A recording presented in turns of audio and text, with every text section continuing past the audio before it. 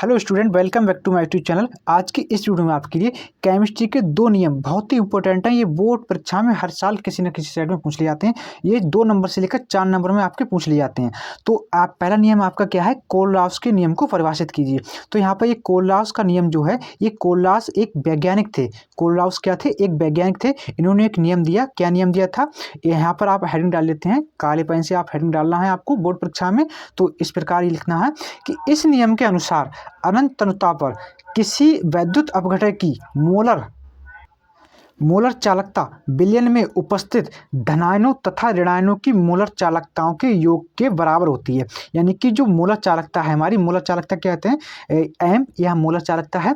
और अनंत तनुता पर, ये अनंत है, हमारा अनंत का चिन्ह लगा हुआ है। तनुता पर क्या होता है, धनायनों तथा ऋणायनों, ये हमारा धनायन क्या है, Na है, और ऋणायन क्या है, हमारा Cl है।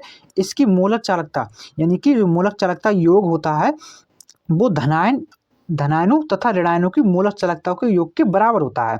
यानी कि जो हमारी जो मोलर चालकता है वो धनायन और ऋणायन की मोलर चालकताओं के योग के बराबर होता है। तो इस प्रकार ये कोलरास का नियम का पहचान क्या है कि इस नियम के अनुसार अनंत तनुता पर किसी वैद्युत अपघटन की मोलर चालकता विलयन में उपस्थित धनायन तथा ऋणायन की मोलर चालकताओं के योग के बराबर होता है। ये कोलरास का नियम है, ये हमारे बहुत ही इंपॉर्टेंट है। ये बोर्ड परीक्षा में हर साल पूछा जाता है। तो आप इसको लिखकर याद कीजिए।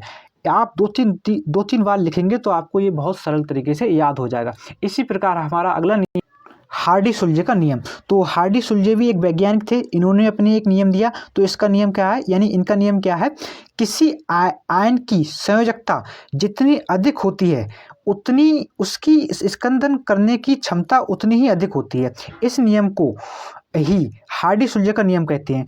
तो हार्डी-सुलजे का नियम क्या है, ये हमारे जो तत्व हैं इसकी जितनी संयोजकता होती है उसकी स्कंदन करने की क्षमता उतनी ही अधिक होती है।